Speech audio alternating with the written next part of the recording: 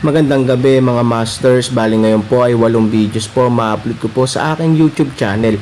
Tama nga mga masters, 8 videos nga po ma-upload ko. Yon, what's up mga masters? Nandito na naman tayo sa panibagong araw, panibagong kabanata na naman ang pagsasama-samahan natin ngayon guys.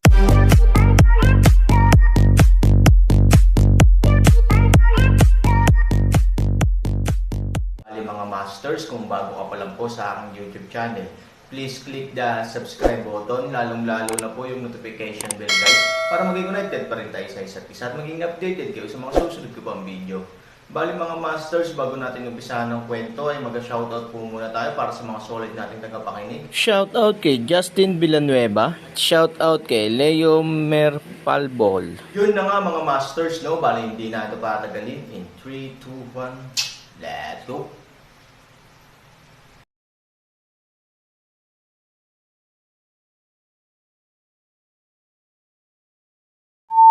Boom! Ang malaking bibig na iyon ay parang palayok sa langit. Direkta nitong nilamon ang Aaron. Kahit na sinasalamin ito ng Aaron, huli na para makatakas. Dapat mong malaman na ang Aaron, kahit naubos na ang kanyang enerhiya, ay maaari pa ring hindi mahuhulaan. Hindi madaling supilan siya ng mabilis. Ngunit bukod pa sa malaking bibig, ay 360 degrees. Walang dead angle. Ito ay ang parehong bagay sa lahat ng dako. Nang biglang lumunok si Aaron, nagkatinginan ang tatlong tao ni Moyang. To be a brother, there is this life, but no afterlife. Nilulunok ng asong ito ang kapatid ko. Ngayon, either nilamon niya ako o niluwa niya ang kapatid ko. 12 espada, isang paalang na puso, na binabaliwala ang takot sa puso, sa lugar upang magangat ng gas, direktang iwinagayway ang kanyang kamao. Tama, kahit mahina tayo, hindi natin siya bibitawan kahit maglakas loob tayong lumunin ang kapatid natin. Matigas din ang mga mata ni Moyang. Nagkatinginan ang dalawang tao, hindi na nagsasalita, diretso si Liu Fang patungo sa pag-atake ni Tao Tai. Gayunpaman, kitang-kita na ang lakas ng tatlong lalaki sa Moyang, hindi banggitin ang pakikipaglaban kay Tao Tai, ang nangungunang masamang hayop, kahit na ang lahat ng mga sundalo at mga pon sa hangin, ay medyo mahirap din. Sa sandaling sumugod silang tatlo, ang masamang Tao Tai ay isang malaking subo na lamang, at lahat sila ay napalunok sa tiyan ni Tao Tai sa isang iglap, kahit na walang natitira. This glutton. It's too damn terrible. Kahit Aaron ay nilunok na. Ang pinakamahalagang bagay ay ang taong ito ay malinaw na pinutol sa siyam na seksyon ng panguaks ng Aaron, ngunit naging isa ito sa isang iglap. Ibig sabihin, ang bagay na ito ay hindi natatakot sa panguaks. Si Panguaks ang hari ng lahat ng sandata. Ito ay hindi magagapi at may kapangyarihang buksan ang langit at hatiin ang lupa. Nakikita ito ng lahat at umatras, ngunit ang taong ito ay nakakagawa ng alon sa ilalim ng gilid ng Panguaks. Simple lang. Ito ay talagang isang mabangis na hayop noong unang panahon. Ang lakas ng masamang mata ko ay lampas sa ating imahinasyon. Nang makitang kinakain ang Aaron, maraming tao ang agad na nagkatinginan at napabuntong hininga. Natakot din sina Luroxan at Luroxan sa katotohanan na si Tao Tai of Evil ay nakaligtas sa ilalim ng palakol ni Pangu at nilamon ang Aaron. Lolo, ang taong ito ay hindi natatakot sa Panguaks, at ito ay masyadong kakilakilabot. Hindi napigilan ni Luroxan ang paglunok ng isang subo ng laway at sinabing, "Oo, hindi ka panipaniwala na ang katawan ay maaaring hatiin sa siyam na seksyon at agad na mabawi." Malapit na sumunod si Luroxan at sinabing, "Lolo, ano ang gagawin natin ngayon?" Medyo nabigla rin si Lu Wuzhen. Kahit na siya ay kasing lakas niya, siya ay ganap na maingat kapag nahaharap sa pag-atake ng Aaron Pan na sinaunang palakol. Gayunpaman, hindi niya iniwasan ang masamang matako na pagkain, matapos salakayin ng Pan sinaunang palakol, hindi pa rin siya nasaktan, na talagang nakakagulat. It's quite evil. Don't have a hard top. Let's arrange everyone. Dahan-dahan lang natin tanggalin. Mahinang sabi ni Lu Wuzhen, habang ang kanyang katawan ay unti-unting umaatres. Tulad niya, dahan-dahan ding umatras ang mga tao sa walang hanggang si area, sa ilalim ng utos ni Aoshi. Sa oras na ito, walang handang hawakan ang kilay ng masasamang matako, sana ay mabilis na tumakas kapag ang taong ito ay hindi pinapansin. 1 metro, 2 metro. 3 metro. Kahit mahigit 10 metro. Isang grupo ng mga tao ang palayo ng palayo sa katakawan ng kasamaan. Sa oras na ito, ang masamang katakawan ay tila lubos na nasisiyahan matapos lunukan ang Aaron at Moyang. Pagkatapos ng isang malaking agwat, tumubo ang isang subo ng maputik na. Sa sumunod na segundo, nagbago ang katawan at nabawi ang hitsura ng katawan ng pinakaunang tupa. Well, ang glutton of evil snorted and scanned the people around him. Sa mga oras na ito, malayo dito ang 3 pamilya at isang grupo ng mga nakakalat na tao. Old Au, mukhang busog na ang lalaking iyon.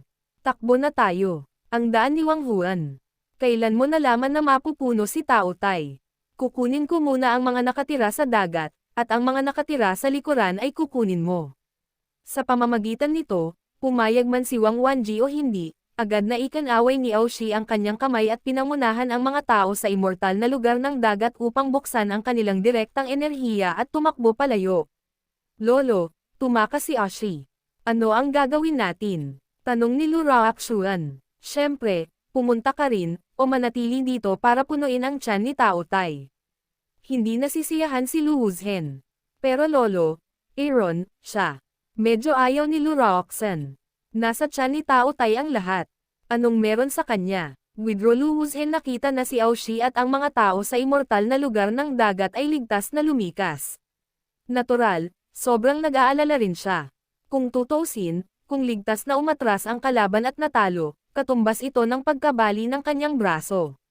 Lolo, nasa likod ako ng bulwagan. Pagkatapos ay dinala ni Lu Raoxuan si Lu Yongsheng pasulong.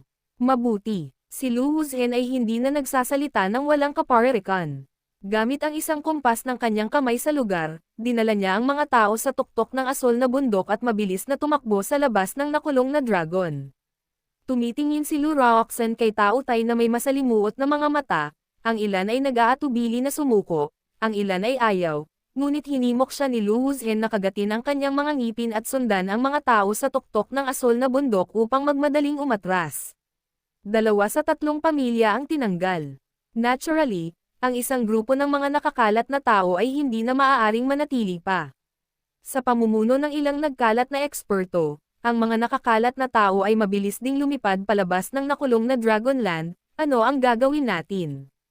Ang mga demonyo, mga multo at iba pang mga demonyo ay matagal nang umalis sa malayo, ngunit mayroon pa rin silang malawak na tanawin ng sitwasyon sa malayo. Lumalabas na hindi lamang mga magic dragon ang nasa lupain ng mga nakulong na dragon, kundi pati na rin ang pagkakaroon ng evil gluttonous.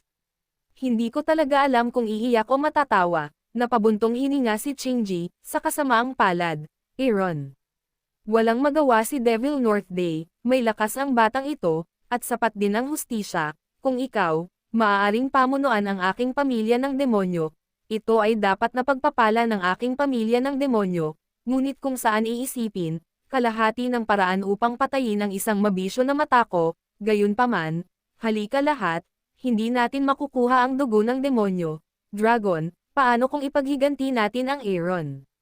Biglang naglalakbay si Love G, Revenge. Natigilan ang demonyong multo. Shit, Qingji, nababaliw ka ba o nababaliw? Gusto mong ipaghiganti ang Aaron. Kahit si Aaron ay nilamon ang bagay na iyon. Paano naglalaro ba tayo? Syempre, hindi ko hinahanap ang masamang Tao Tai para sa paghihiganti, ngunit para sa kanila. Sana, Qingji tumingin sa 3 pamilya na tumatakbo sa kanyang tabi. Demon Ghost biglang isang leng, Demonyo North Araw ngunit ngumiti, Love G sinabi karapatan, sa lahat ng dumating, ambush point din namin pumili, pumatay ng isang hindi pagkawala, kill 2 is turn a. Tumingin ang demonyo sa 2 tao at tumawa. Sa wakas, binagalan niya ang kalahating bit at naaninag niya ito. Haha, nagsmirk siya at sinabing, tama na. All of you, sundin ang orihinal na plano at tambangan ako sa latian at kagubatan, oo sa oras na ito, Aaron sa kabilang dulo, ng nilamon, ang Aaron ay nahulog sa kakaibang larangan. Madilim ang paligid, pero sa dilim, makikita mo na may kakaibang gas sa hangin sa paligid. Ito ay ganap na nakatago sa hangin. Kung hindi mo titingnang mabuti, hindi mo ito makikita. Sa kabilang banda, kung titingnan mong mabuti, Makikita mo na halos lahat ng hangin dito ay puno ng maraming gas na ito. Nasaan ito? Ito ba ang tiyan ni Tao Tai? Sumimangot si Aaron, at pagkatapos ay sinubukan niyang gamitin ang kanyang enerhiya upang lumipad sa paligid ko. Ngunit kahit pagod na siya, hindi siya lumipad sa gilid ng espasyong ito. Damn, ganito ba kalaki ang tiyan ni Tao Tai? Sa bilis ng Aaron, kahit kulang ang energy, napakabilis pa rin kapag may body method blessing siya. Saglit lamang, ayon sa pagtatansya ni Aaron sa Kunsian Valley, dapat siyang lumipad kahit man lang mula ulo hanggang buntot, at ito ay 2 beses ang layo. Ngunit sa kabila ng imahinasyon ni Aaron, gayunpaman, hindi siya lumipad sa gilid ng mata ko na tiyan. Noong una, gustong subukang muli ng Aaron, ngunit hindi sapat ang enerhiya ng puso ng dragon. Bilang karagdagan, ito ay lubhang kakaiba. Pagkarating dito, ang enerhiya ng Aaron ay patuloy na nawawala. Tuyo, mahirap bang kainin ng mata ko na ito, at pagkatapos ay tunawin ako sa tae. Hindi, kumakain lang si Tao Tai ngunit hindi humihila. Hindi ako karapat-dapat na maging tuok siyang sa huli. Si Aaron ay sobrang nanlumo. Kung ganon, hindi naman talaga malaki ang pinsala, pero sobrang lakas ng insulto, di ba? Magic Dragon, kung hindi ka mamatay, lumabas ka para sa akin. Hindi na gustong lumipad ng Aaron. Naka-cross-legged siya at nakapikit. Pumasok siya sa isang maayos na estado. Damn, you're too robust. Diretsyong nilamon ka nitong evil glutton. Hindi nagtagal ay tumugon ang espiritu ng Magic Dragon. Damn, why don't you try? Biglang sumulpat ang bagay na ito at tinitigan ako. Bumaba ako ng palakol. Hindi ko inaasahan na wala pala talaga siya. Umubo ang backhand. Wala man lang ako, oras na para magmuni-muni. Nanlumo si Aaron. Bagamat mayroon siyang dahilan ng kawalang ingat, dapat aminin ng Aaron na ang bangis ng masamang mata ko na ito ay higit pa sa kanyang sarili. Ang masamang mata ko ay talagang mabangis. Upang sabihin sa iyo ang katotohanan, kahit na ang aming Magic Dragon ay libu-libong milya ang haba, dapat tayong matakot dito. Tumanggo ang kaluluwa ng Magic Dragon. Now what? I mean, I don't know enough about this stuff, kaya hindi ko alam kung paano aalis sa gulo na ito. Panipi, ang problema ay hindi ko maintindihan. Hindi ako nilamon ng ito. Ngayon ko lang narinig na ang mata ko na pagkain na ito ay talagang binago ng chi ng kaguluhan. Chaos gas. Ang chi ba ng kaguluhan ang nagtatago sa hangin? Ang chi ng kaguluhan ay ang pinaka-primitive na hininga ng langit at lupa, kaya napakalakas nito. Magagawa nito ang lahat ng bagay at lalamunan ang lahat ng bagay. Panipi, biglang tumanggaw si Han Sanchen. Parang ang gulo talaga ng hiningang iyon chi. Umiiral sila sa tiyan ni Tao Tai, nilalamon ang lahat at ginagawang magulong chi ang lahat, na patuloy na nagbibigay ng Tao Tai. Kaya't ang mata ko na ito ay maaaring lamunin ang mundo, ngunit hindi kailanman natutunaw ang anuman. Nakikita ko, biglang tumanggaw si Aaron. Matapos maunawaan ang paliwanag na ito, naiintindihan din ni Aaron kung bakit patuloy na nawawala ang kanyang enerhiya sa kanyang tiyan. Kahit si Aaron ay naiisip kung ano ang kanyang haharapin kapag nawalan siya ng lakas sa kanyang katawan. Ibig sabihin, matutunaw din ang katawan nitong magulong chi. At sa oras na ito, ang katawan ni Tao Tai. Fumang at iba pa sa kritikal na sandali, umaasa sa lin mahaba upang lumipad sa kalangitan, sa oras upang maiwasan ang pinsala at pagkawala ng buhay. Gayunpaman, si Linlong ay nasugatan at hindi na gumaling, at sa pagkakataong ito marami siyang kasamang tao. Tumagal lang siya ng wala pang isang saglit, at saka bumagsak sa lupa. Ngunit sa sandaling ito, lumipad din si Linlong sa hindi kalayuan, kahit papaano ay hayaan mong tumulong sa isang grupo ng mga tao na pansamantalang makaalis sa gulo. Damn, hindi namin nahanap ang maldita na lugar ng asong ito, si Su Yingxia, ngunit nakakita kami ng isang sinaunang mabangis na hayop. Sa tingin mo ba malas o swerte ito para sa amin? Tulungan si Mang Depress na pag-alitan eh. Pagkatapos ng mahabang panahon na pag-ikot-ikot, hindi ko man lang mahanap si Ivory, ngunit ito ay isang masamang bagay. Kung hindi mabilis magmuni-muni si Linlong, mamamatay silang lahat dito ngayon, at sila ay masinsinan. Ngunit lamang matapos tapos dumura ang slot, Tao Tai baji-baji bibig, ngunit hindi pinili upang ituloy ang mga tao na tumakas sa gulat, ngunit bumalik na may kasiyahan. Bagamat malayo ang distansya sa pagitan nila, ang direksyon ay direksyon lamang ng mata ko na pagbabalik. Agad na tumayo ang isang grupo ng mga tao at nagreklamo tungkol sa natitirang tukaw. What are you doing? Diba? You're on US. Mabilis na napalunok ng laway si Fumang, pero laking gulat niya. Baliw ba? Napakaraming tao doon na hindi humahabol sa kanila. Nakatingin lang sila sa isang grupo nila. Gayunpaman, laging binabantayan si Fumang. Kahit na natatakot siya, kailangan niyang humawak ng armas at manginig para makagawa ng magandang defensive posture. Sa oras na ito, bahagyang yumuko ang mga paa sa harap ni Tao Tai upang gumawa ng posture sa pag-charge. Dagandong. Biglang bumaril ang malaking katawan ni Tao Tai. Yun na nga mga masters, no? Bali panibagong kabanata na naman yung natapos natin ngayong gabi. Muli, maraming salamat po.